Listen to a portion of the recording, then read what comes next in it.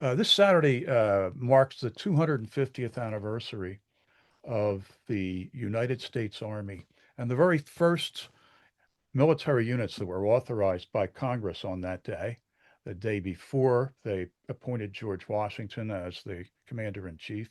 Those first units were rifle units, six from Pennsylvania, two from Maryland, and two from Virginia. We're going to hear a lot more about that today from John Weaver. He is a recent graduate. He got his PhD from West Virginia University. His dissertation was Rifles and Riflemen, Material Culture, Violence, and Early American Identity, 1720 to 1820. This is going to be really interesting to hear about the early history of the rifles. Over the course of his dissertation research, he received several good grants, one from the Society of the Cincinnati, another from the American Philosophical Society that was sponsored by the Swan Foundation, also from Ticonderoga, and from the Omohundro Institute for Early American History and Culture. Prior to starting grad school, John worked for Colonial Williamsburg Foundation and the Old Fort Niagara Association. I happen to have heard from friends that he was also, for many years, a reenactor of the Revolutionary War period. And he currently works at the West Virginia and Regional History Center at West Virginia University Libraries. So thank you everyone for joining this evening. So what you're going to be hearing today emerged from my dissertation research. It largely makes up one chapter, but I pull from a couple of other chapters in my dissertation in what you're going to be hearing this evening. Mostly I'm going to be focusing on the rifle as it was used by Continental troops, mainly regulars rather than militia, during the American Revolution. But there's a significant amount of background to the rifle and its role in 18th century America that's important to understand in the context of where, when, why, and by whom it was used during the American War of Independence. In Europe and North America in the 18th century, rifles were used for both hunting and war. The main differences were that in North America, hunting was primarily an economic activity, especially on the frontier, where long hunters harvested deer, bear, buffalo, and other skins for commercial sale, and that riflemen were usually auxiliaries to regular forces or militia rather than full-time professional soldiers. European armies, particularly those in various German states like Prussia, or more importantly for the study of the Revolution, Hessen-Kassel, experimented with rifles as arms for light troops in the Seven Years' War, and rifles would also play an important role in that conflict in North America. They weren't completely new in the era of the American Revolution, though the scale at which they were used was rather new. You find far more rifles in the Revolution than you do in the Seven Years' War. The rifles are quite present in the Seven Years' War. Particularly when it comes to rifle tactics, the Seven Years' War is real in its immediate aftermath, and Pontiac's War is really, really crucial. One of those riflemen who served in the Seven Years' War was a man named James Smith, who was from what is today Western Pennsylvania, though he ended his life in Kentucky. A frontiersman who had worked as a scout and ranger and been captured by natives allied to the French in 1755. Smith spent a significant amount of the Seven Years' War in captivity, where he was adopted into a Mohawk-speaking family and traveled from Canada to the Ohio country and back. Though Smith had some affection for the family with which he had lived, his captivity had led to a general hatred of Native Americans and outrage when the British pursued policies of diplomacy rather than only war against them in 1765. Since 1763, a confederation of tribes around the Great Lakes have been continuing to make war against Britain, which dispatched both military expeditions to burn their towns and diplomats loaded with trade goods to convince them to stop burning settlers' towns. In 1765, James Smith and his gang, which took the name the Black Boys for wearing black face paint both as a disguise and an imitation of native war paint, attacked a horse train on its way to Fort Pitt, which was carrying diplomatic gifts for Western tribes. Smith wanted war with the Indians, quote, and his account of this event gives us probably one of, if not the best descriptions of how riflemen actually fought when they're attacking this horse train run by sort of businessmen out of Philadelphia. Many 18th century authors describe riflemen fighting in what they might call the Indian manner or after Indian fashion. But Smith described something that he called the woods exercise, something that he does say that he learned in captivity. And unlike some other authors, he actually explained what that meant. When attacking this horse train, he orders his men to disperse, quote, about 40 rod, a rod is a measure about 5.5 yards, along the side of the road, and ordered every two to take to a tree, and about 8 or 10 rod between each couple, with orders to keep a reserve fire, one not to fire until his comrade had loaded his gun. By this means we kept up a constant slow fire upon them from front to rear. End quote. Firing by pairs like that not only allowed the men under Smith's command to keep up a constant fire, as he had remarked, but also to keep one man's fire in reserve. Smith's gang didn't kill any humans in this raid, though they killed several horses, and the train went back the way it had come to Fort Loudon along Forbes's Road in further east. Rifles were emblematic of frontier violence and resistance to government authority in the 1760s and 1770s. Benjamin Franklin described the gang which gathered at Paxton, Pennsylvania, to massacre the peaceful community of Conestoga natives at Lancaster as, quote, coming from all parts of our frontier and were armed with rifle guns and tomahawks. But there were less grim uses of the rifle as well. John Adlam, who later served as a rifleman in the American Revolutionary War, was pretty young in the 1760s and the early 1770s, and gunfire colored his recollection of life before the Revolution, when colonists protested Parliament's usurpations of local government authority with new taxes. Quote, and I suppose that what impressed the Stamp Act upon my mind was that as soon as the papers arrived, several of our neighbors would call at my father's to hear the news. I do not recollect hearing anyone speaking in favor of it, but several were violent against it, and when it was repealed there was great rejoicing, with an illumination and bonfire. I went with my father and grandfather where the bonfire was, and numbers of persons were firing at it, being mostly Germans, and when firing they would say, Lass uns der verflucht Stampeck zu der Teufel schießen, which, if you speak German, that's not proper Hochdeutsch, that's Pennsylvania German, which Adlam says, properly constructed is, let us shoot the cursed Stamp Act to the devil. Young as I then was, it made an impression upon my mind which I shall never forget. Fast forward a few years, just prior to the outbreak of the American Revolutionary War and the initial months of the conflict in 1775, colonists were beginning to perceive riflemen as a particularly American kind of soldier, right? The rifle was this uniquely American weapon. Europeans used it, but European rifles were different from American rifles. So colonists perceived riflemen as a particularly American kind of soldier. They were an early symbol of what we might think of as American military character. 18th century thinkers certainly believed in the concept of a national character, some combination of culture, ethnicity, and climate, which affected the whole of a given society and the way they made war. Though this character was not something obviously biologically inherent to different peoples, different 18th century states often used different tactics in war. And some troops, often from ethnic minority regions in these states, wore a form of regional dress. Most famously in the British world are, of course, the Scottish Highlanders, but you can see echoes of that or different practices of that in different armies, most particularly in the Austrian army, where Hungarian troops and troops from the various Slavic peoples in the Habsburg dominions wear distinctive dress. Riflemen wore and carried uniquely American material culture developed on the frontier during the process of colonizing land.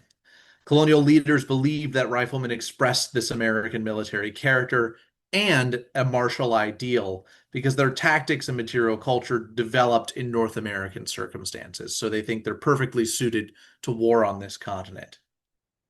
The historical, political, and military ideal for 18th century Europeans and European colonists was ancient Rome, and the Roman military provided a historical model to military thinkers from the Renaissance through to the 19th century. One 18th century historian, Robert Melville, wrote that the problem with armies in his own era was that soldiers could do little to ensure their own safety in the face of enemy fire. Having to wait on their officers' orders and remaining that way for hours was, quote, too severe a trial of one's courage and temper, end quote. Thinking back to American circumstances, riflemen, used to fighting at a smaller scale in the woods, would have had to rely more on their own decision making and initiative. Combat where, to use Melville's words, quote, every man's safety depended on his art, his courage, and his bodily vigor, end quote. In the eyes of American colonists, eager to identify with the Republican struggles of the classical world, the more individualistic martial practices of the frontier better resemble this 18th century idealized version of ancient Roman soldiers. Virginian riflemen, especially, might have resembled Roman legionaries to other Americans, because unlike troops from New England, they were recent veterans of Lord Dunmore's war against foes, the Shawnee, Mingo, and other Native American peoples, whom white colonists considered to be barbarians. Writers often commented on what kind of physicality made for the best soldiers as well. One colonial writer, Roger Stevenson, in his proposal for how Continental light troops should form and fight, wrote that good infantrymen should be physically large, end quote, or quote, when we see the tall men with longer limbs marching at a greater rate with ease, I am for preferring the tallest men that are to be got when well limbed, straight, and without any personal defect or corpulence for a foot soldier, end quote. Rebel writers often described riflemen using similar language to Stevenson's ideal. James Thatcher, a Massachusetts doctor, wrote of Pennsylvania and Maryland riflemen that, quote, they are remarkably stout and hardy men, many of them exceeding 6 feet in height. That's tall for a soldier in the 18th century. Physical descriptions of runaway servants, enslaved people, and deserters usually listed men's heights between 5 feet 4 inches and 5 feet 9 inches. Riflemen also tended to come from rural areas rather than towns, and many 18th century military writers believed that people from the countryside made better soldiers than townsmen. One Welsh officer, Henry Lloyd, who published a history of the Seven Years' War, attributed the poor performance of the French army in that conflict to many of its recruits being townsmen. Quote, the least proper for soldiers, being vain, impatient, talkative, and effeminate. End quote. 18th century writers generally agreed that farmers and rural laborers made the best soldiers, with Lloyd arguing that the peasants of Austria and Russia were the best troops in Europe because they were used to hard labor and obedience to aristocratic lords who made up their army's officer corps. Stevenson also thought that rural laborers made the best soldiers, opining that, quote, the best service is to be expected from men brought up to a severe labor and exposed to the injuries of the weather, and they who have tasted fewest of the sweets of life are the least subject to the fear of death. End quote. It took between 5 and 12 years, we're bringing this back to the American frontier. It took between 5 and 12 years to convert a patch of uncolonized land into a productive farm. And until that time, frontier colonists often lived in states of abject material poverty, which might only be relieved by constant labor. Philip Vickers Fithian, a Presbyterian missionary from New Jersey, wrote that Virginian riflemen were, quote, the hardy, resolute, and invincible natives of the woods of North America, people who embodied physical strength and everything that people wanted out of a soldier in the 18th century. This rural environment created the best soldiers, and what environment was more rural than the frontier, where many riflemen hailed from? Leaders from several regions boasted about riflemen's military skill. A committee in Hanover, Pennsylvania, pledged their dedication to the revolution in 1774, even before the fighting started, that, quote, in the event of Great Britain attempting to force unjust laws upon us by the strength of arms, our cause we leave to heaven and our rifles. For these Pennsylvanians, military affairs were both a matter of divine providence and expertise with their guns. John Adams, writing in 1775 from Philadelphia to another Massachusetts leader, expressed his hope, quote, we shall send you some riflemen. They shoot with great exactness and at amazing distances, end quote. And that's significant for someone like Adams because rifles were something of a novelty to people from New England, and he placed a lot of confidence in their abilities. There are a couple of surviving rifles from New England that date to the early 1770s, but overwhelmingly, New England guns were smoothbores. Joel Bowie, an archaeologist who's done a lot of research on this, out of the thousands of references to guns in 18th century New England that he found, the number of references to rifles he found was, I think he told me, in the low single digits. Um, Writing to Abigail Adams, John Adams described riflemen as, quote, an excellent species of light infantry with circular grooves within the barrel of their guns, which could send a ball with great exactness to great distances. They are the most accurate marksmen in the world. They were almost foreign to these sort of northeastern colonists who had little frontier experiences, and they hoped their abilities would prove decisive in defeating the British. It was not just leaders from outside colonies with these frontier zones like Pennsylvania and Virginia that were hopeful about the difference riflemen could make. James Madison asserted that, quote, the strength of this colony, meaning Virginia, will lie chiefly in the riflemen of its upland counties. Like other leaders from his colony, Madison associated riflemen with the western parts of the region and gave a more exact description of their abilities than Adams. Quote, the most inexpert hands reckon it an indifferent shot to miss the bigness of a man's face at the distance of 100 yards. These men could mete out violence much further than men armed with muskets, whose effectiveness began to wane at distances greater than 100 yards. Madison admitted that he was himself was not an expert shot, but that the soldiers were, and expressed his belief that they would be deadly. Quote, if we come into an engagement, I make no doubt but the officers of the enemy will fall the distance before they get within 150 or 200 yards. Indeed, I believe that we have men that would very often hit such a mark at 250 yards, which is pushing the sort of just the range that even a human eye can see on a battlefield. Engagement distances change very little in military history from the era of the American Revolution all the way up through World War II, when most soldiers still were not using any kind of optic on their guns. Colonial leaders believed that riflemen's skill alone would be able to win them the war. Though war is certainly organized violence, individual skill did not always matter as much, though, as leaders hoped. Being a good marksman is one thing, being a good soldier is not the other. Certainly, being a good marksman helps, but it's not the only facet of a soldier's skills.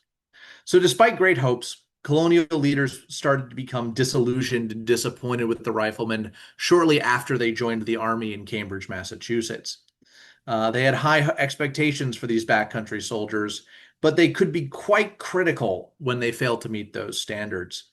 Some New Englanders thought that the riflemen were rather rude and insubordinate, with one Massachusetts officer complaining that, quote, some of the riflemen perhaps could shoot with more exactness, and that our language and behavior is very insulting, so I should be glad to be revenged upon them, end quote.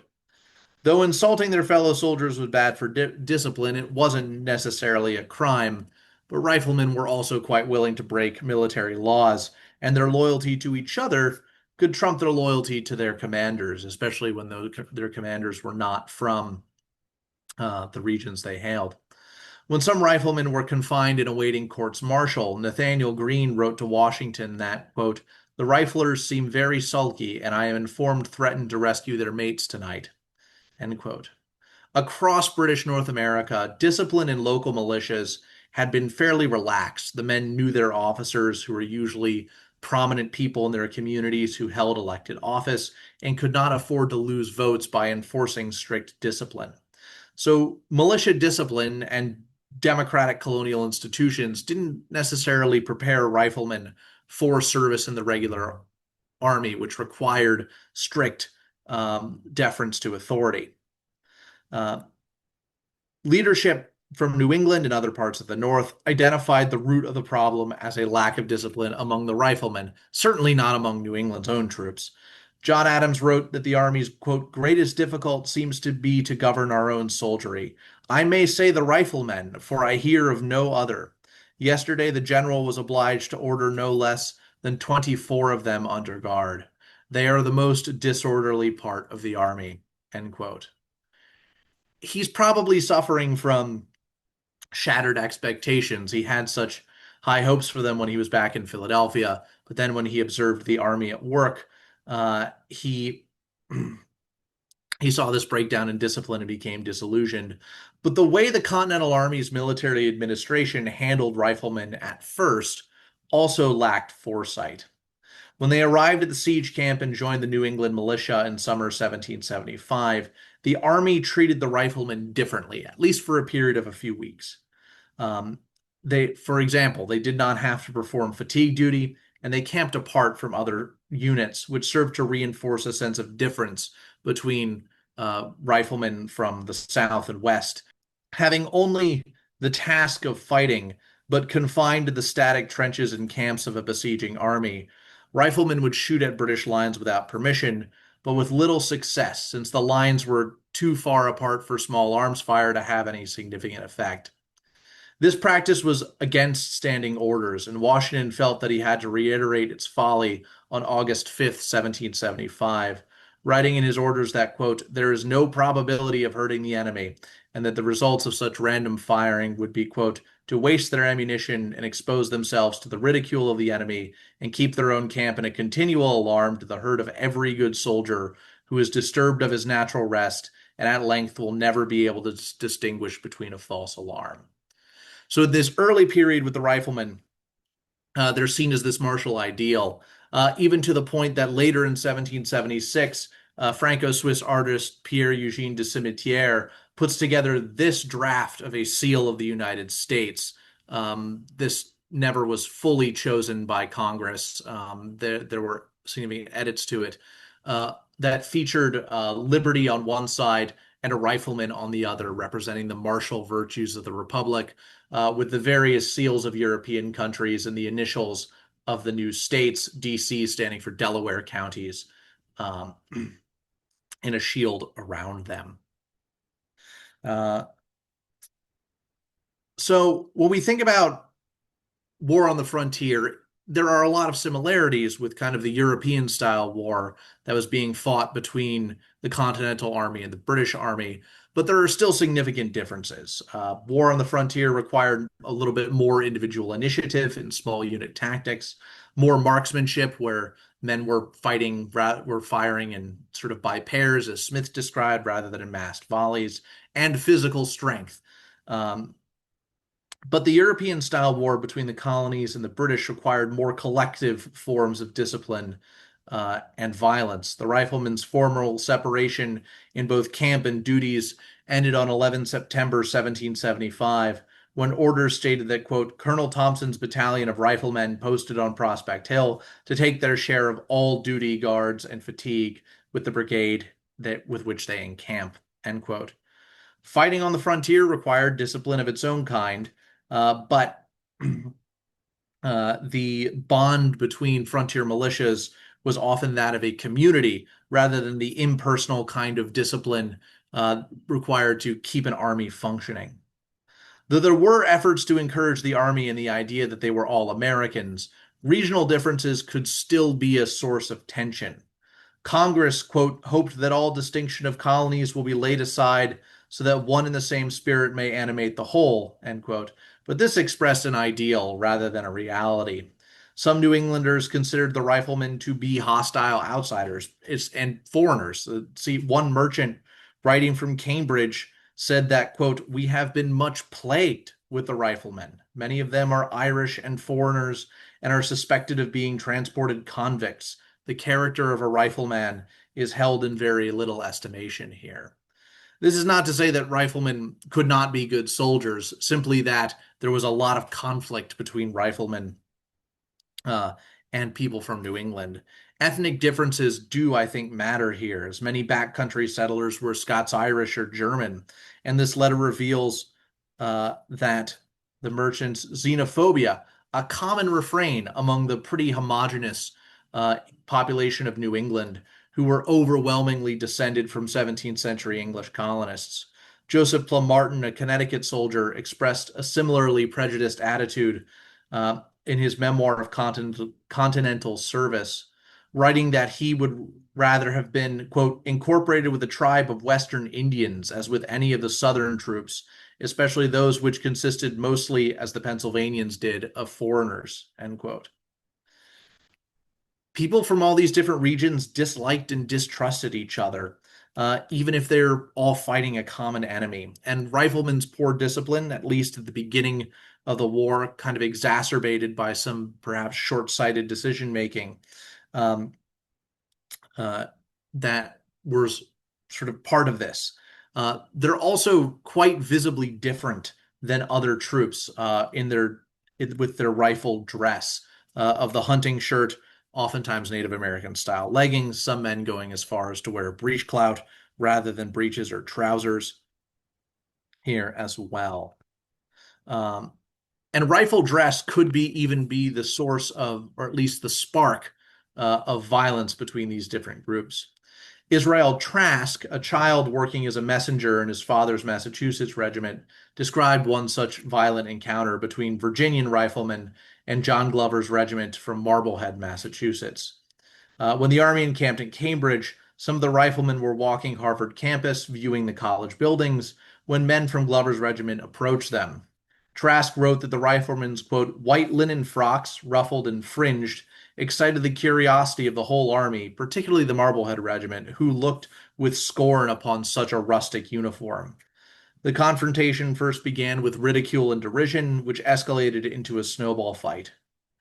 Trask identifies the sort of spark for this conflict as this regional rivalry made particularly visible by dress. Neither side backed down, and, quote, both parties closed and a fierce struggle commenced with biting and gouging on the one part and knockdown on the other part with as much apparent fury as the most deadly enmity could create. Riflemen had clashed with Army leadership in previous months, so soldiers from other regiments perhaps would have been inclined to view them with hostility. Other Northern writers commented on the appearances of riflemen from the Appalachian frontier, though not always with hostility. James Thatcher, that same Massachusetts doctor who described them as being sort of tall and well built, noted that they were dressed in white frocks or rifle shirts and round hats. Dress is such an important aspect of kind of the mystique of the rifleman, or at least what um, made them visible at the beginning of the Revolution. Another Massachusetts soldier, Simeon Alexander, recalled in his pension application that, quote, the uniform of Morgan's regiment was a short frock made of pepper and salt colored cotton cloth, open before, and pantaloons of the same fabric and color.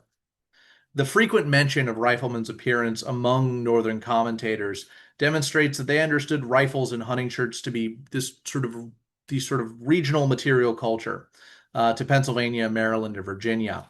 Their arms and uniforms were distinct from those of New England militiamen who carried muskets and smoothbore fowling pieces and dressed in civilian clothing or uniforms typically made of wool broadcloth. Riflemen's unique arms and material culture also did not always put them at an advantage against the British. This is another um, sort of story of riflemen, that because they had much more accurate guns, they were always better soldiers. That wasn't always true. They could be effective on the battlefield, and there were certainly times when they were, and we'll talk about that. But the Army sort of had to learn how to use riflemen in an effective way. Um, so at first, the Army kept the riflemen together in these complete regiments, but such a plan did not always work well. They might operate independently from other units, and soldiers armed solely with rifles might find themselves at a disadvantage. During the Battle of Long Island in September of 1776, Colonel Samuel Miles, depicted here in a later portrait of the Pennsylvania State Rifle Regiment, found himself and his men in one such situation. While operating away from the rest of the army, they were trapped behind British lines, and the officers decided to try to force their way out to get back to the rest of the army. Miles and his men were unsuccessful, and part of the blame lay with their arms. As the regiment began to move, they, quote, fell in with a body of 400 or 500 British light infantry, which we attacked without hesitation, but their superiority of numbers encouraged them to march up with their bayonets, which we could not withstand, having none ourselves. American rifles were hunting guns. They were not built to accommodate bayonets, and it's only later on in the war that some regular European troops, mainly troops from, I believe, Hessen-Hanau, were equipped with rifles that could accommodate a bayonet. And bayonet-bearing rifles would not become normal until sort of the era of the French Revolutionary and Napoleonic Wars.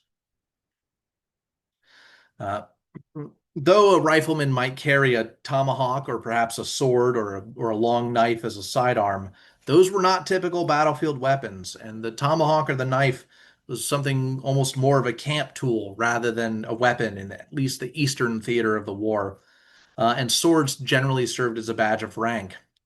The light infantry forced Miles and his soldiers to retreat, trapping them between multiple bodies of British troops and capturing him and 159 of his men. After the defeat at Brooklyn, Pennsylvania had to amalgamate the remaining men from the State Rifle Regiment with their state regiment of musketry to make up for this loss. In the face of mixed results, by 1776, American leaders were thinking of new ways to use riflemen in cooperation with musketmen rather than as a separate corps. One of these leaders was Louis Nicola, the town major of Philadelphia, and later on an officer in the Continental Army. Nicola wrote and published a drill manual in 1776, which he hoped the army would adopt. In many ways, he advocated for a more conventional, more European style army in continental practices. But in some ways, he also advocated for particularly American developments. In Europe, the infantry with the most prestige were the grenadiers, who wore tall caps of fur or polished brass, and whom their officers expected to lead the charge into particularly dangerous situations. The example Nicola used was storming the breaches of besieged fortresses. But because there were few great European-style fortresses in America, Nicola argued that in lieu of grenadier companies, the United States should institute a rifle company in addition to a light company in each regiment. So they kind of formed the exception to his general argument that the Continental Army should fight in a more European way. Nicola wrote that, quote, using rifles in war is certainly savage and cruel, end quote, but because the kind of killing that took place when men picked out individuals as targets was different than when bodies of troops kind of fired volleys at each other, simply aiming for a mass rather than an individual. Another Continental officer, Alexander Graydon, agreed, writing that carrying rifles, quote, created an appetite for that savage mode of warfare which does its work in concealment and makes a merit of destroying the enemy wherever and whenever he may be found. In linear tactics, officers were supposed to command bodies of troops to fire volleys at other bodies of troops. And at least for officers, that kind of violence was impersonal. Now, we have a lot of evidence, though, that individual enlisted men were picking out individual targets, whether or not they were firing with a rifle or a musket. So it's important to keep in mind when we think about the way Nicola and Graydon were thinking, that they're kind of thinking about a philosophy of war and the morality of war rather than actual practices, because men were aiming their muskets and their rifles. That always happened. Now, though he thought sharpshooting was cruel, Nicola did feel he had to justify it, because the American Revolution and its circumstances justified this because, quote, Americans may allege the law of absolute necessity which supersedes all other obligations. For they, undisciplined and unused to arms, are compelled to make use of every advantage Providence has put in their power in order to effectually resist regular and well-disciplined troops. Discipline was an important advantage for the British, at least at the start of the war, but it could be offset by inflicting heavy casualties. By the time Nicola published his treatise, even soldiers who had been fighting since the outbreak of the war could not have been serving for much longer than a year, and he hoped that by spreading rifles throughout the army, they could match discipline with deadly fire, and they could also cover the weaknesses of rifle-armed versus musket and bayonet-armed troops, with the musket and bayonet being more effective in closer combat. Now, the British did have this advantage in discipline at first, but Continental leaders gradually began to mold their army into one which could match that discipline. And that meant finding a new role for riflemen. Rather than organizing them into several battalions, riflemen were incorporated more often into mixed arm or combined arms formations, which used a new set of tactics. Creating separate light infantry units was typical European practice, but the Rifle Corps retained the distinctly American uniforms of the hunting shirt and deployed tactics more suited to their weapons.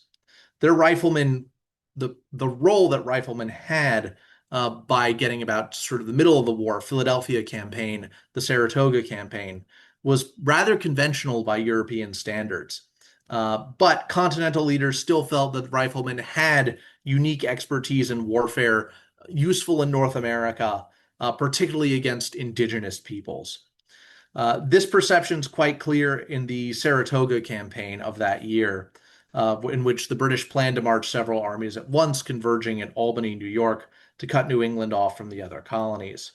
One army, which was the primary force of this campaign, commanded by John Burgoyne, marched from Montreal down the Lake Champlain, Lake George, Hudson River corridor, and at first was accompanied by a significant number of Native Americans. Over time, though, those Native auxiliaries do abandon Burgoyne's army. The Continental forces at Saratoga, though, were overwhelmingly made up of troops from New England and New York, with one important exception, Daniel Morgan's Corps of Riflemen. And this is from a little bit later than that. This is from Valley Forge, but it shows an order of battle. And if you look on the right, you can see Morgan and his riflemen on the left here. Morgan and his riflemen. Uh, so the presence of so many native warriors with Burgoyne's army terrified the Northern Continentals, and many men among the militia actually asked to return home once the news of so many native warriors marching south reached them. In August of 1777, Washington responded to their concerns by dispatching Morgan's Corps in response to pleas from Philip Schuyler and Israel Putnam. Quote, "The people in the Northern Army seem so intimidated by the Indians that I have determined to send up Colonel Morgan's Corps of Riflemen, who will fight them in their own way." Though Morgan and his men may have been wanted in the defense of Philadelphia, occurring around the same time, Northern fear of Native Americans induced Washington to detach at least some riflemen from his own army. Uh, Native American tactics were more similar to those used by light infantry in Europe, relying on quick raids and ambushes. Um, and the role of light troops in Europe was generally to protect the regulars from such tactics, in addition to conducting their own raids and ambushes.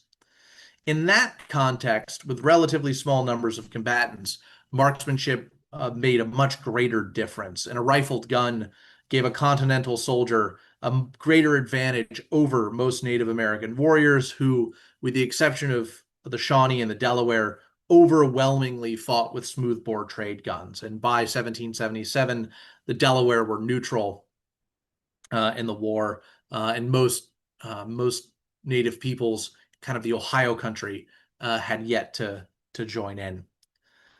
Morgan and some of the Continental Riflemen had also participated in the campaign against Quebec in 1775 and the latter half of 1775. And so they had some experience operating in northern terrain, despite the continuing cultural difference with New Englanders. One Canadian officer, this would be a Canadian loyalist, recalled fighting riflemen in his journal from 1775 in sort of the Champlain Hudson Valley corridor. Morgan's Corps, though, contributed to U.S. victory at Saratoga not by fighting Canadians and Native Americans, but by fighting British soldiers. They served as light infantry who supplemented New England and New York militia and Continentals rather than this counterweight to Native auxiliaries. At Saratoga, Continental Riflemen fulfilled James Madison's earlier prediction that they would be deadly against British officers, inflicting terrible casualties on the officer corps and the artillery. Roger Lamb, a British soldier who served in Burgoyne's army, reported that, quote, "Men, particularly officers, dropped every moment on each side. Several of the Americans placed themselves in high trees, and as often as they could distinguish a British officer's uniform, took him off by deliberately aiming at his person, end quote. Thomas Anbury, a British officer, confirmed this observation that Continental riflemen were taking positions in the trees. Uh, British officers did wear particularly distinct uniforms, so it's not unusual for marksmen to pick them out. This is also not unusual in European warfare. There are reports from the Seven Years' War of Jaegers in the Prussian army being instructed to fire at officers in the Austrian army, for example. Anbury also reported, quote, that the officers who have been killed and wounded in the late action are much greater in proportion to that of the soldiers. So officers are suffering higher casualty rates at Saratoga than the common enlisted men, something which is a pretty common trend in at least British military history. The most famous casualty of the day was the British general Simon Fraser. Lamb wrote that as the general lay dying, he claimed, quote, he saw the man who shot him. He was a rifleman and aimed from a tree.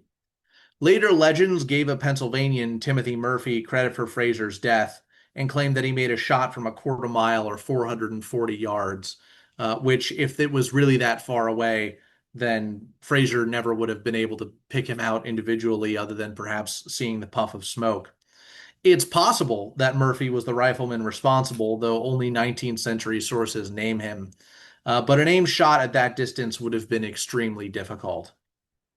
Heavy casualties inflicted by sharpshooters on both officers and enlisted men contributed to U.S. victory at Saratoga. One account stating that their soldiers, quote, had to lie constantly on their arms, whilst a continued cannonade pervaded all the camp, and rifle and even grape shot fell in every part of the lines. This situation was untenable, and Burgoyne surrendered in October. Uh, American troops, particularly those armed with rifles, were essential to this great victory over the British. The first American victory over British forces, really since the Battle of Princeton, months and months beforehand. Uh, as a result of detaching Morgan to serve with the Northern Army, Washington's Light Corps in the Philadelphia campaign was more of a blend of riflemen and musket armed troops, rather than up north where Morgan was largely serving with just riflemen. Light infantry was a new developing branch in European style militaries, emerging in its modern form first in the 1740s during the War of Austrian Succession. In North America, native peoples fought in a way that European commentators recognized as that of light troops, and the British had deployed several light corps during the Seven Years' War.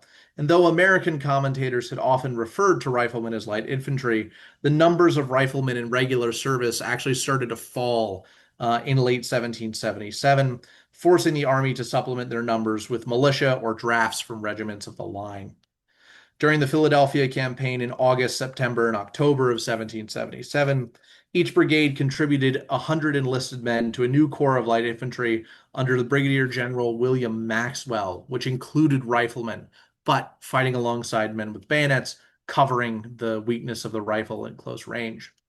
Light infantrymen often operated independently from the main body of the army, and in the orders for the Battle of Germantown issued on October 3rd, 1777, Maxwell's Corps formed the reserve, ready to respond to whatever situation the army might find itself in. Despite fighting hard, the Continental Army lost at Germantown, but its officers gained valuable experience, which they would apply later, certainly throughout the Philadelphia campaign and the earlier, less successful campaigns of the Continental Army. That would hold true. Putting the riflemen in the Light Corps and then the Light Corps in the reserve reflects the way that Continental leaders were reevaluating the relationship between arms and military effectiveness. Starting in 1776, the British had deployed fast-moving tactics, emphasizing driving American troops from the field at the point of a bayonet. Musket-armed troops were better able to put up a fight against such tactics because they could load their weapons faster and fight back with bayonets of their own. They even started adding buckshot to their cartridges to make them more effective after October of 1777. This is not to say riflemen had no place in the army, after the Philadelphia campaign, but their role really changed. Von Steuben's manual for the Army doesn't mention riflemen at all, simply laying out the arms of enlisted men as a musket and bayonet with a sword, potentially for sergeants. And there remained independent companies and corps of riflemen in the Army of regulars up through sort of 1779 and 1780, when many of those men's enlistments expired. That lasted for 3 years. But in the later part of the war, during the Southern campaign, for example, rather than seeing riflemen serving as Continental troops, as regulars, full-time professional soldiers, they're generally serving as militia. Though, of course, those militia, for example, those of Augusta County, Virginia, were often made up of veterans of Continental rifle regiments. And so they understood military discipline much better than the militia who'd been fighting at the beginning of the war. Um, so we can see the role of riflemen changing. They're always fighting like light infantry. At first, they're seen as kind of this American military ideal. Then outsiders, particularly New Englanders, see them as these particularly bad troops, bad, poorly disciplined troops. And then the Army finds a home for them in sort of combined arms formations. We can probably best compare these combined arms formations actually to an even older form of warfare, and that is sort of the pike and shot tactics of the 16th and 17th century, is in which pikemen protected musketeers at close range, while the musketeers fired at long range, with the muskets and bayonets taking the place of the pikes and the riflemen the place of the musketeers. So that's all I have for you. Thank you very much for coming to listen to me today. I know Bob said there would be a Q&A as well, and I'm happy to answer any questions. I realize I've been talking for a long time, so I'm happy to hear what you have to say. Jack, could you just go over the basic differences between a rifle and a musket? I mean, I know a musket is much longer and all that sort of thing, but just sort of physically, what were the differences? Yeah, certainly. So the most important and most fundamental difference between a rifle and a musket is that muskets were smoothbore and rifles were rifled. They had a series of spiral grooves inside the barrel that caused the bullet to spin when fired. Rifles were also just aesthetically different in a lot of ways. They tended to have more delicately built. They just tended to be more delicately built. Generally, they're civilian guns, so they're made for hunting, so they're built to be light, whereas muskets were often built very large and sturdy and much heavier than rifles. European military rifles are built from the sort of contemporaneous with the Seven Years' War and the American Revolution, are built much more sturdily than kind of the American long rifles. Muskets are generally a little bit longer. Smoothbore guns are generally a little bit longer. But one of the things that makes American rifles distinct were that they were much longer than the European rifles of the time, which might have a barrel that's 24 or 28 inches. I've seen barrels on European rifles that are only about 12 inches from the 18th century. Whereas if you look at American rifles, they have barrels of a length which kind of approach that of a musket. So that's one of the main differences. The other big one, as I mentioned, is that rifles don't mount a bayonet. They don't have any way of attaching one, which is, sort of the primary difference, really. I see the more important difference between a rifle and a musket, in addition to their sort of aesthetic differences and the rifling itself. How about some other questions? Yeah, I have a question, Jack. Sure. Specifically to the Monmouth campaign. Yeah. The first detachment that Washington accommodated was Morgan's riflemen. I think there were approximately 600, 400 of the of Pennsylvania riflemen and then other riflemen. But then he followed it up with a Scots detachment of around 1,500 or so. Mhm. And they were picked essentially for the marksmanship. Were they necessarily riflemen as compared to muskets? They're probably musketeers, I would say. If it doesn't explicitly say that these men are riflemen, then they're probably not riflemen. That's where people, their 18th century writers generally say where there are riflemen. The term they often use is rifle barrel men, especially in earlier documents. You see that in the Seven Years' War. They're never called riflemen. They're almost always called rifle barrel men. Um, so Washington's probably following it up with musket and bayonet armed troops because by 1778, they're starting to sort of realize that the British prefer these fast-moving tactics, closing with the bayonet, and that particular set of tactics um, is really designed in part to counter the advantage of that the rifle gives of a of more accurate fire. Rifle fire is another difference between rifles and muskets. Rifle fire is a lot slower because the balls got to fit precisely into the bore of the barrel. If it's small, then the rifle could be loaded faster, but the advantage of accuracy is negated because it's not going to grip the rifling and spin when fired. Thank you. See, we have a question from Jill. You want to unmute, Jill? Sure. Thank you very much. Thank you, John. I was just wondering, the riflemen, yes, they had their own rifles, but were they manufactured in the colonies or were they imported? So that's an excellent question. The answer is both. There are some gunsmiths in places like Pennsylvania that certainly had the skill to assemble a rifle from a lump of metal and a lump of wood.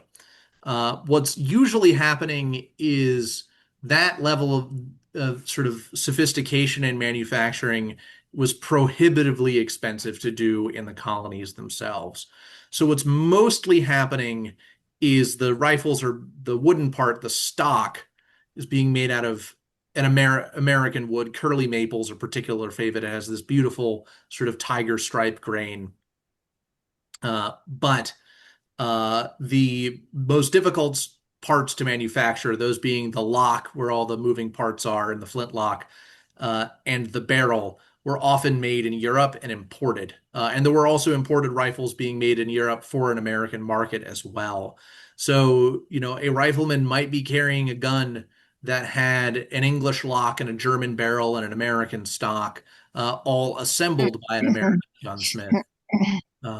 Or they might be carrying an imported rifle. I've seen written references to people just selling German and English made rifles in Philadelphia. And so it could be both or neither.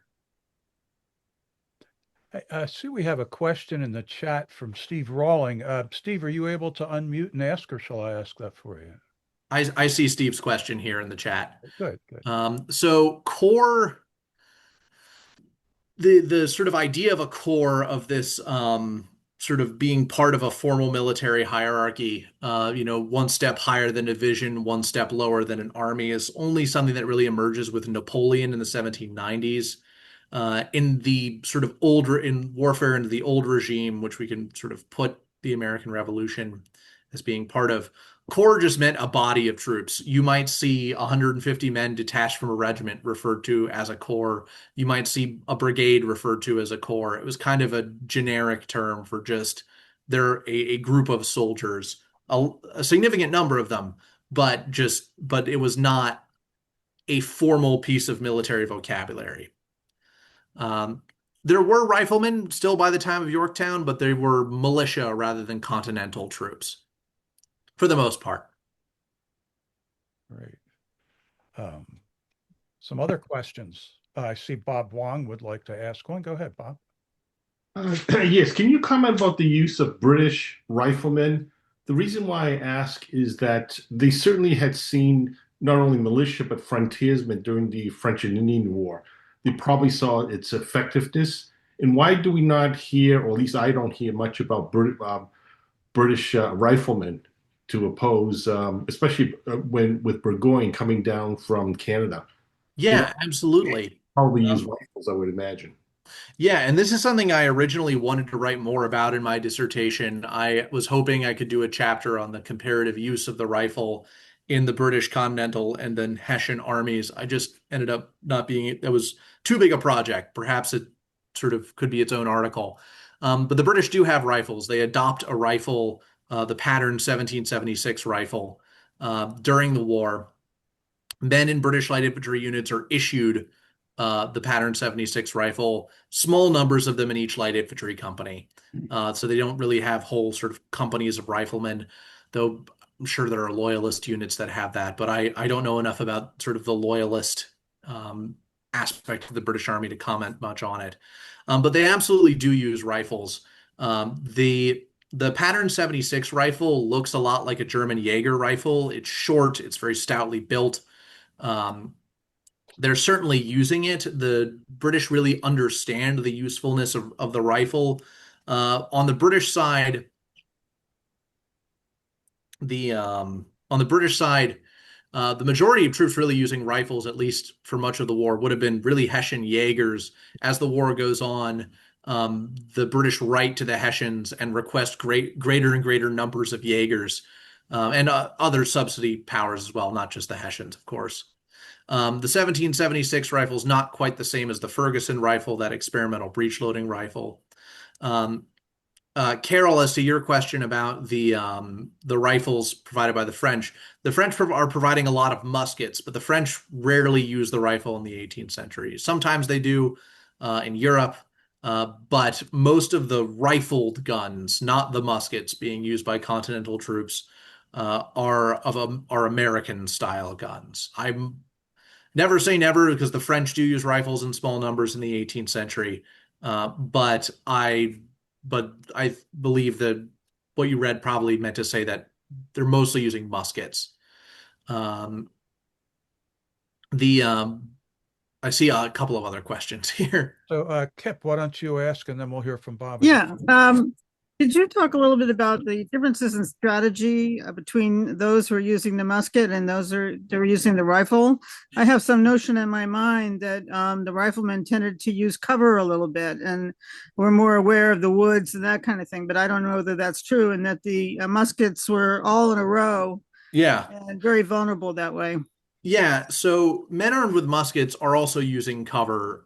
They're often firing from what we might call the prone position in the 21st century. That's a pretty common thing. Officers, if they're on a battlefield, are locating key pieces of terrain. They might find, for example, like a stone wall to put their company behind to fire. Continental troops are often building fortifications on the field, usually throwing up a wall of earth to defend a prepared position. But there's really kind of two ways to use muskets in the 18th century, sort of 18th century tactics. There's using shock and using firepower. Shock tactics, which the British used throughout the American Revolution, and were also used previously by the Jacobite army in the 1745 and by the Swedish army early in the 18th century. It's the Swedes who really pioneer this. They would fix their bayonets before going to battle, move very quickly, very close to the enemy, fire one or two volleys, and then charge with their swords and bayonets if they had those. So that's the shock tactics. The other's using firepower, and that's really first developed by the Prussians, but the British really become very good at it. And what the Prussians do is they develop something called platoon fire, where they take a battalion of men, divided into 8 platoons, and then the platoons fire alternatingly. So that way, there's always someone loading and always someone firing and always someone standing by with a loaded musket. The British tend to divide a battalion into 3, and the language gets very confusing here, because they divide the battalion into 3 grand divisions that fire in sequence. But the grand division is smaller than an army division. And so that's how the British fight in Europe, but they move to the shock tactics in North America, because there's documents from the British that say, we could stand and have a firefight all day with these troops, but they're very raw, they're undisciplined. If we use the bayonet, if we use these shock tactics, we're going to win battles a lot more quickly and a lot more easily. Whereas with rifles, they're really keeping up a slow, steady fire, but accurate fire. Sometimes you see people loading with an undersized bullet or ball to load more quickly, but that's really only for close range fighting, and that negates the advantage in accuracy in the rifle. You see that particularly on the frontier. There's accounts of guys fighting at very, very close range with Native Americans who are trying to capture them, that they're loading undersized ball in order to win those fights. Bob Wong, and then we'll hear from Randy Rice. Hey, Bob. I don't have a question right now. Oh, okay. I'm sorry. Your hand. Let me lower my hand. No problem. And Randy, how about your question? Actually, it's not a question. I wanted to add that one of the major differences between a musket and a rifle in the time was the ball that they fired. The 75 cal, what will become known as the British Brown Bess, generally fired a ball that was either 67 to 72 cal. And the reason is because the powder isn't nearly what we fire today. It had actually, I read one historian who claimed that it only about 40% of the powder burned. So that's what produces the white smoke. And it actually produced it gunked up the barrel. So for somebody to load 40 rounds of ball, you can't have the same caliber as the barrel. So that's why they reduced the barrel, the caliber of the ball. Sorry. Where the rifleman, he actually has a perfectly circular ball, unlike the musket.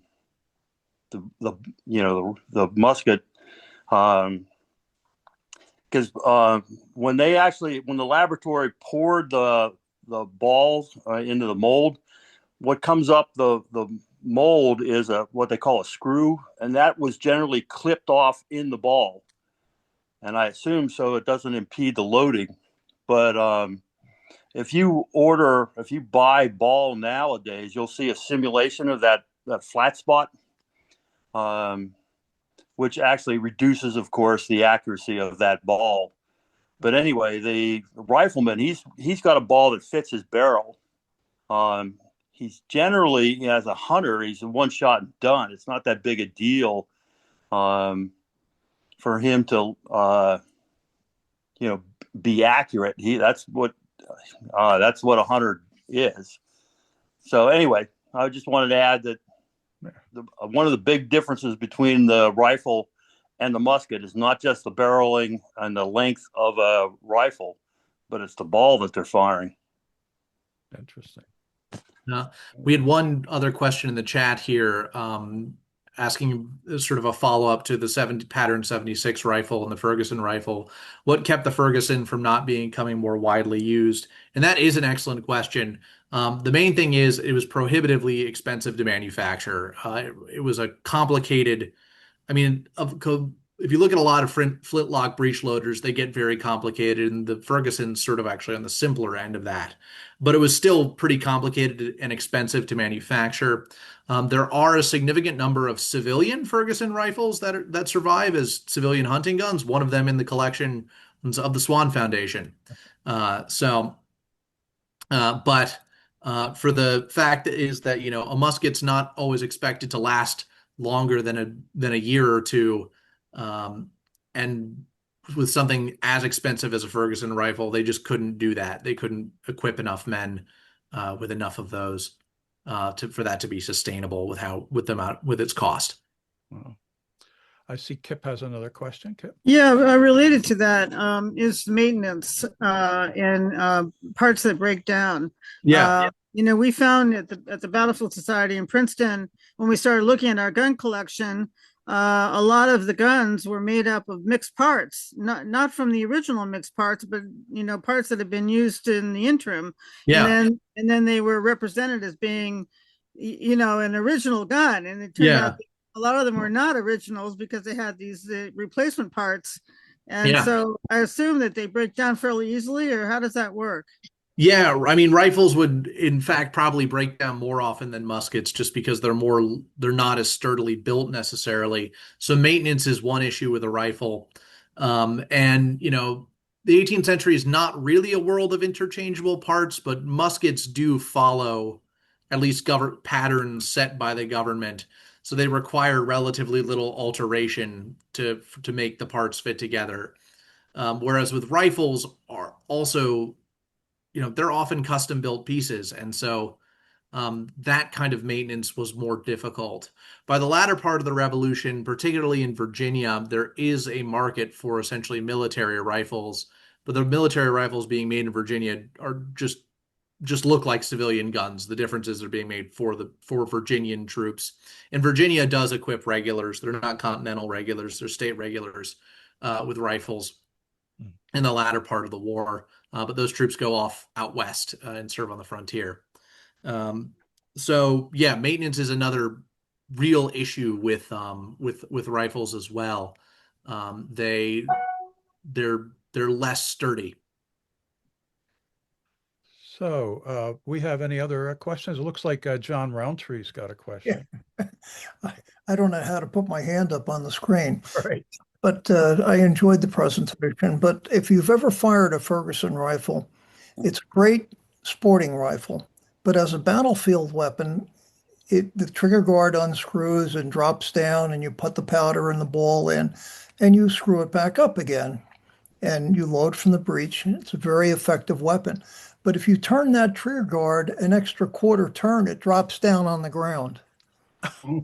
So it's not a great thing for a battlefield weapon when you're crawling around looking for the trigger guard that's your breech plug. Yeah. And the other thing that was said about the sprue on the ball, the rifleman would cast, and if you buy balls today, you'll find the sprue on the ball. Most of them are hand cast. When the rifleman would load the rifle with his patch ball, he would have the sprue pointing upward, so it really didn't affect the accuracy. I still do it today, all the time. Wow. I enjoyed the presentation. Thank you, Jack. Thank you for coming to listen to me talk. How do I? Jack, I got a question. So Sure. where are you going to take the dissertation? You have a book in your mind, or? Yeah, I'm hoping to publish it as a book. I'm gonna probably starting maybe this fall or in the next couple of years. I need to put together a book proposal. I need to reach out to publishers. The process of turning the dissertation into a book is going to be a couple of years, but my dissertation itself is available for free through WVU. If you look up WVU dissertations and theses, you can find it. So the book's going to end up being a little bit different. If you've ever read, there's a lot of books that also you can find the dissertation they're based on, and they're usually somewhat different, at least. So Mostly, yes. yeah. Yeah. But Thing to make the successful dissertation often makes for a uninteresting book. yeah, with a dissertation, you're writing for a committee of career academics, and they're the only people that you need to impress. If you're writing a book, your publisher wants to make sure that someone who's not an academic will buy it.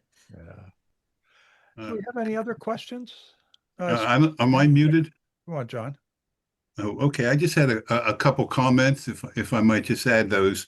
My understanding is that the Yankee Doodle Dandy was sung by the British to make up for the foppish behavior of our brethren that got us away from them, and that they used to sing that as more like our lack of discipline had to do with it. We had a situation that appeared to occur here relative to well before to the time of prior to the crossing, in which a Hessian with a very heavy rifle, this rifle was one that, as I did some research on it, they used to use a hammer to put the ball in, and they shot across the Delaware and killed a Continental soldier. Which, if you look at the width of the Delaware and the variances of wind and other aspects of it, it seems like a hell of a shot. But that was referenced in a I hate to say it, some of that material that came out prior to about 1850, 1830, where things get a little shaky. But quite frankly, if so, did the Hessians have a different type of rifle that specifically dealt with very long range, to use the hammer to increase the back pressure on the ball to give it more accuracy and distance that you ran into? So the hammer, you see references sometimes as a hammer being used as a starter, basically to start the ball on its way into the barrel before you use the ramrod. Okay. That would be what my guess is as to what that reference is. You see that sometimes on civilian rifles. My guess is just those Jaeger rifles are built like tanks. They have big barrels. They have a larger bore than most American. They're bigger caliber than American rifles. They have bigger, chunkier stocks. So I think just the reference to it being heavy is just it's much heavier, or at least feels heavier because it's more material in a smaller length than an American rifle, and that the rifleman using it, I assume, probably was just individually very skilled or got very lucky. Or it really didn't happen. I mean, I sort of don't trust the early 19th century sourcing because I prefer to see it in the original context. One of the other issues which caught my interest was in reading Charles Stegman's account of the battles up at Bunker and Breeders' Hill, was that it was the mass-directed fire was his assessment of the devastation, and that there were much more guns than there were people. So if as you fire a weapon, you have to pick your target, and now you're reloading, and so your eyes are taken away from what you're looking for as a target. These were more weapons were loaded, and basically the officer was aiming to where he wanted the fire to be concentrated. Yeah. And that, according to Stegman, he felt was devastating as a concept, that you would have more guns than people and be able to direct fire. Mm-hmm. Yeah, and that's that's not uncommon, I should say, on the 18th century battlefield, is groups of men, basically whichever one is the best shot is in the front, especially if they're operating within from behind cover. Okay. You basically stack men up, and whoever's in the front's the best shot, and then the 3 or 4 guys behind him are loading for him. The French do that at the Battle of Monongahela in 1755. Okay. So that's well documented. I'm not surprised that happened at that battle. Now, there was we have a question from Kip Cherry. Kip, you want to ask? Yeah, just a quick question. Going back to, I'm just trying to get the physical nature of the rifle versus the musket, and I've lifted a musket and it's very heavy. So is the rifle lighter generally? Generally, I mean, you might find rifles are a couple of pounds lighter than a musket. It really depends on the rifle, and it really depends on the musket. Like some 18th century armies muskets are closer to 8 pounds. Some armies muskets are closer to 15 pounds. Some rifles are closer to 7 pounds. Some are closer to 9. It just it really depends on the gun individually. Hey, so I want to thank everybody for your questions, and in particular, I want to thank Jack for talking with us about this very interesting topic about the riflemen. And I've got lots of more questions for you, Jack, that I'm going to have to send you by email. I wanted to let you know what's coming up. We only meet quarterly, but we're going to be meeting in September. Our friend Joe Robleski is going to talk with us about Governor William Franklin. And some of you may have heard the conversation Joe and I were having early on about the really interesting background of William Franklin, who was the governor of New Jersey during the Revolution, the Tory or Loyalist governor of New Jersey. In December 8th, we're going to hear from Sean David McGee, who is going to talk with us about a newspaper war that took place during the early republic. This should be a really fascinating topic because you're going to be hearing about freedom of the press and partisan publications. It should be really cool. Sean David McGee recently did a book about no longer subjects of the British king. And it's also a fascinating book if you want to check that out. And then finally, on March 9th, we're going to have Gary Eckelbarger back to talk about his second volume about George Washington's momentous year. And here he's going to be concentrating on the Battle of Monmouth. And I took a recent tour, Tom and I and a couple of others took a recent tour with Gary on the Monmouth battlefield, and he's got some great insights to share. So I hope you can join us for these upcoming future events. Here's our roundtable address.